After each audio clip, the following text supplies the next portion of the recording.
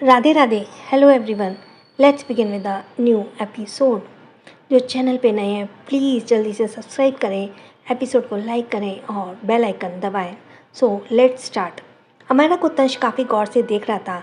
तंश की आंखों में अभी भी फीलिंग्स नज़र आ रही थी, मगर अमायरा के जागते ही उसने खुद को कठोर बना लिया था। पर जब अमायरा ने उसके कन्फेशन को एक सपना बताया तो उसे बहुत ज़्यादा गुस्सा आया, क्योंकि पहली बार उसने किसी के सामने अपने दिल की बात कही थी। पर अमायरा उसे अपना सपना समझ रही थी। तंश ने कस के अपने होठों को आपस में दबा लिया, फिर अपनी गहरी नज़रों से अमायरा को देखने लगा। उसकी आंखें वक्त के साथ साथ और भी गहरी होती जा रही थी। तंश ने अचानक से सोचा, वो अमायरा को नहीं बताएगा कि उसने उसे आई लव यू कहा था। अमायरा जब तंश को चुपचाप बैठे हुए देखती है तो वह अपने हाथ बढ़ाकर उसे पकड़ने को सिर से कोशिश करती है, मगर वह अपने शरीर को ठीक से हिला नहीं पा रही थी। तंश ने जब उसके चेहरे पर दर्द भरे एक्सप्रेशन देखे तो वह जल्दी से उसके हाथ को पकड़ लेता है। उसने गंभीर आवाज़ में कहा, रेस्ट करो। अमायरा ने नोटिस किया कि तंश की दाढ़ी निकल आई है। यही नहीं, वह पहले से भी ज़्यादा हैंडसम नज़र आ रहा था।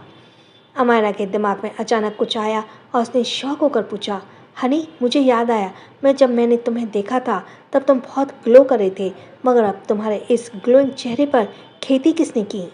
अमायरा के चेहरे पर दर्द साफ नज़र आ रहा था, मगर फिर भी मजाक के मूड में लग रही थी। तंश उसे नहीं बताया कि वह 5 दिनों से बेहोश थी। वह अमायरा को टेम्परेचर चेक करता है। तंश यह काम बहुत ही ज़्यादा सीरियस होकर कर रहा था। जब उसने देखा कि अमायरा पूरी तरह से ठीक है तो वो डॉक्टर को बुलाने के लिए अपने फ़ोन को बाहर निकालता है, मगर उससे पहले अमायरा चिंता से उसके हाथ को पकड़कर बोली, मिस्टर लाइफलाइन, तुम्हारी आंखें इतनी लाल क्यों हैं? तुम बहुत थके हुए लग रहे हो। मुझे बताओ, क्या मैं कोई वक्त से बेहोश थी? और बच्चे कहाँ हैं? तुम्हें देखकर लग रहा है तुमने रेस्ट नहीं किया। धीरे धीरे अमायरा को डॉक्टर की बातें भी याद आने लगती हैं कि सभी बच्चे की जान खतरे में है। आप सबसे उसे याद आ रहा था। उसका दिल घबराहट से धड़कने लगता है। उसने अमायरा को देखा, कहीं भी उसे अपने बच्चे नजर नहीं आ रहे थे। वह और वह जहाँ थी वह नॉर्मल वार्ड भी नहीं था।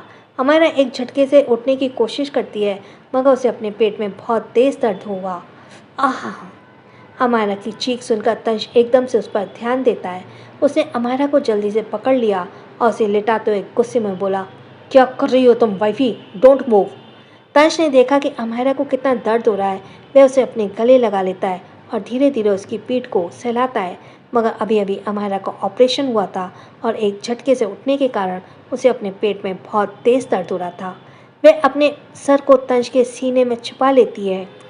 एक बूंद आंसू उसके गाल से होते हुए तंश के सीने पे गिरता है, क्योंकि उसके शर्ट के आगे के 2 बटन खुले थे। तंश उसके आंसू को महसूस करता है और उसे चेहरे को ऊपर करता है। वह जल्दी से अमायरा से दूर हुआ और डॉक्टर को बुलाने के लिए उसने कॉल किया। कुछ देर में ही डॉक्टर आ गए और अमायरा का चेकअप करने लगे। डॉक्टर सीरियस होकर बोले, टाँके टूट चुके हैं। यह सुनते ही तंश का चेहरा एक्सप्रेशन लेस हो गया और वह गुस्से से अमायरा को देखने लगा। अमायरा रोते हुए उसकी शर्ट को पकड़ लेती है। तर्श गुस्से से बोला, तो आप सब देख क्या रहे हैं? कुछ करिए, मेरी वाइफी को पेन में है। डॉक्टर जल्दी से पूरी तैयारी करते हैं ताकि फिर से टाँके लगाए जा सकें। दर्द के कारण अमायरा रो रही थी, क्योंकि भले ही वह कितनी स्ट्रॉन्ग क्या ना हो, एक इंसान की सहने की लिमिट होती है। अमायरा खुद को संभाल सकती थी, पर तंश वहाँ मौजूद था, इसलिए और भी ज़्यादा रोना आ रहा था। तंश किसी तरह अमायरा को शांत कर देता है। डॉक्टर अमायरा को दोबारा ऑपरेशन करके टाँके लगा देते हैं। इस बीच तंश अमायरा के पास ही था और उसे शांत कर रहा था। कुछ घंटों के बाद अमायरा पूरी तरह से शांत हो जाती है। जैसे ही वह अपने हाथ को उठाकर अपने आंसू पोंछने वाली थी, तंश उसके हाथ को रोकता है और उसके आंसू पोंछते हुए उसके माथे पर किस कर लेता है। इस स्पर्श से उसकी मिक्स्ड फीलिंग थी। अमायरा की आंखें बंद हो जाती हैं। वो अभी भी तंश के होठों को अपने माथे पर महसूस कर पा रही थी। तंश उसके गालों को सहलाते हुए गहरी आवाज़ में बोला, अभी भी दर्द हो रहा है? अमायरा अपने सर को हाँ में हिला देती है तो तंश दोबारा गुस्से से वहीं वापस से खड़े डॉक्टर को देखता है।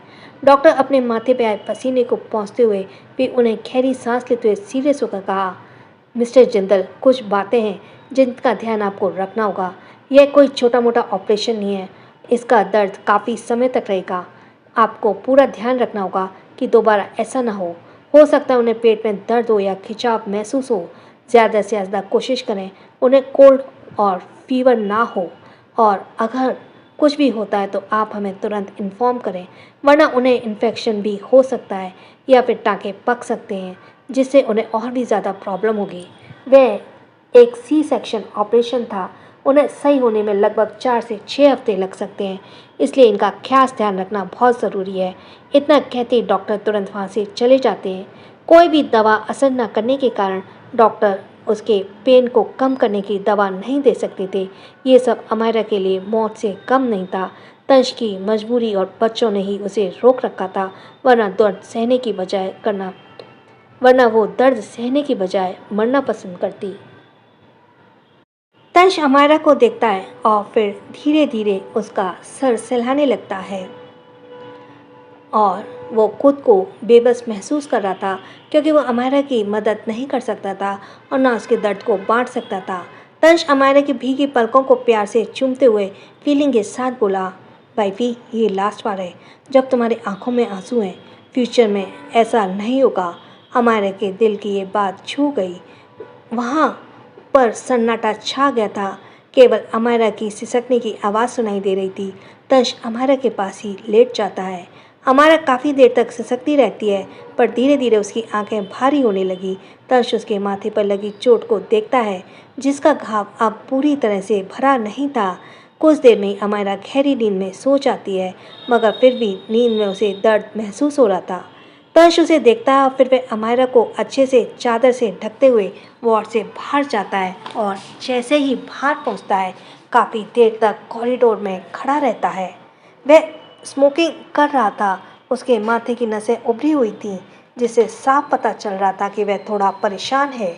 उसने सिगरेट फेंक दी और तनिष्क के केबिन में चला गया। चेयर पे बैठते हुए उसने अपनी आंखें बंद कर ली और अपने सर को दबाने लगा। तभी तनिष्क खड़ा हुआ और उसने सर की मालिश करते हुए फिक्र भरी आवाज़ में बोला, तुम्हें भी आराम करना चाहिए। तुम इन 5 दिनों में बिल्कुल भी नहीं सही हो। तुम्हारे लिए भी जागना ठीक नहीं है, वरना तुम उसकी देखभाल कैसे कर पाओगे। तनिष्क की मालिश से तंश के सर में काफ़ी आराम मिला, इसलिए वह अच्छे से बैठ गया। काफ़ी देर तक उसकी मालिश करने के बाद तनिष्क सामने वाली चेयर पर बैठ गया। उसने गहरी सांस लेते हुए कहा, 3 बच्चे को अब खतरे से बाहर है, मगर चौथा बच्चा, उसके बारे में कुछ नहीं कहा जा सकता, क्योंकि वक्त के साथ उसकी सिचुएशन और भी ज़्यादा बिगड़ रही है।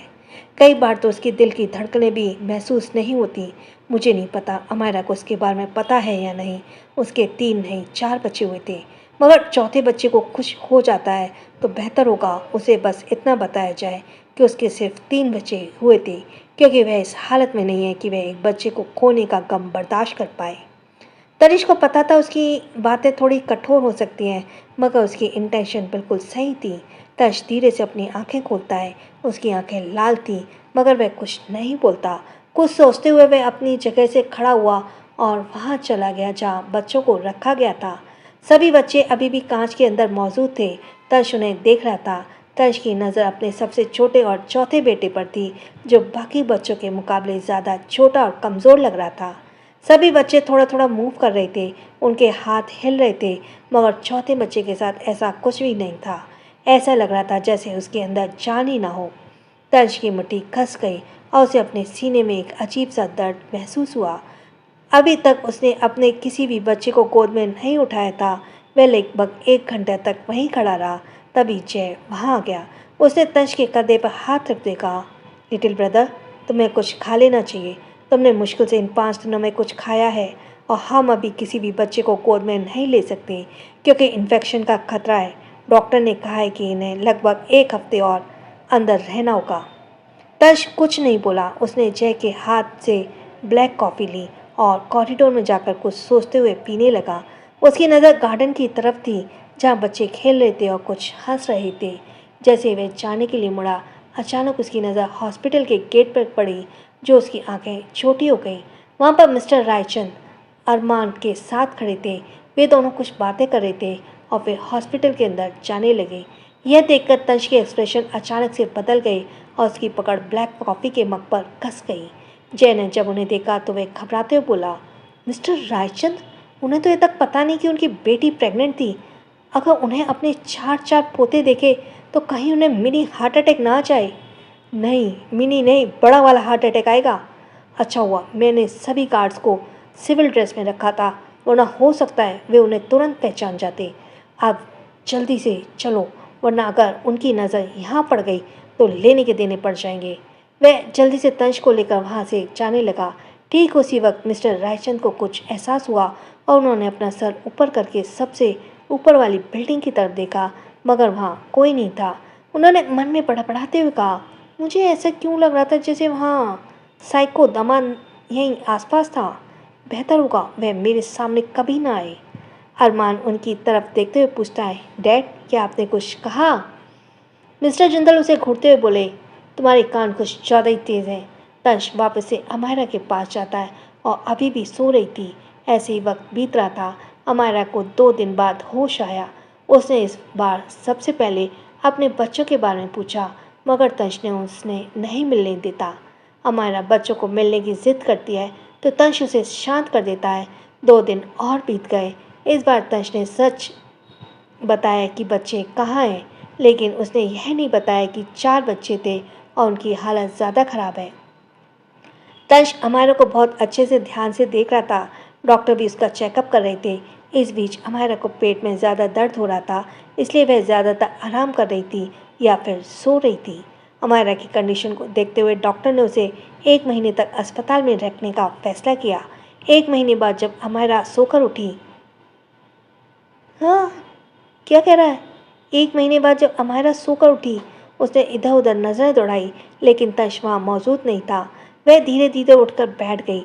अब उसे अपने पेट में उतना दर्द महसूस नहीं हो रहा था और हालांकि वह ठीक से चल नहीं पा रही थी, लेकिन थोड़ा बहुत चल सकती थी। अमायरा काफ़ी पतली और कमज़ोर हो गई थी। उसने अपनी आंखों को मसलते हुए उदासी से कहा, इतना वक्त हो गया लेकिन मैंने अभी तक अपने एक भी बच्चे नहीं देखा और न ही किसी को गोद में उठाया। जरूर ये लोग मुझसे कुछ छुपा रहे हैं। ये सोचते हुए अमायरा बेड से उतर गई और धीरे धीरे वार्ड से बाहर चली गई। बाहर कोई नहीं था। अमायरा दीवार के सहारे चलते हुए इधर उधर देखने लगी। उसने इरिटेट होकर कहा कि ये सब कहाँ, ये चल क्या रहा है? वहाँ कोई क्यों नहीं है और मेरे सारे बच्चे कहाँ हैं? वे बच्चों को ढूंढने लगी हर वार्ड में जहाँ भी उसे उम्मीद थी कि बच्चे हो सकते हैं। कमज़ोरी के कारण वह थक गई थी। तभी उसे लिफ्ट खुलने की आवाज़ सुनाई दी। वह तुरंत एक कोने में छुप गई। उसने देखा कुछ गार्ड्स अंदर आए। उन्हें देखते ही अमायरा की आंखों में चमक आ गई। उसने खुशी से सोचा, मिस्टर लाइफलाइन भी यही है, लेकिन फिर उसने खुद को रोका, कहा, नहीं, मैं सामने नहीं जा सकती। ये चारों भाई मुझसे मिलने तो आते हैं, लेकिन मेरे बच्चों से मुझे मिलने नहीं देते। बच्चे इस फ्लोर पर नहीं हैं, इसका मतलब ये नीचे किसी फ्लोर पर होंगे। इतना सोचते अमायरा ने लिफ्ट की ओर दौड़ लगाई। गार्ड्स के साथ जय भी आया था। उसके हाथ में कुछ खाने का सामान था। वह वार्ड के अंदर गया तो इसी का फ़ायदा उठाकर अमायरा जल्दी से लिफ्ट में घुस गई। नीचे फ्लोर पर पहुंचकर अमायरा परेशान होकर अपने बच्चों को ढूंढने लगी। तंश के गार्ड्स जो सिविल ड्रेस में खड़े थे, जैसे उसे देखा उनके एक्सप्रेशन बदल गए। उन्होंने तंश को तुरंत मैसेज किया। उसी समय मिस्टर रायचंद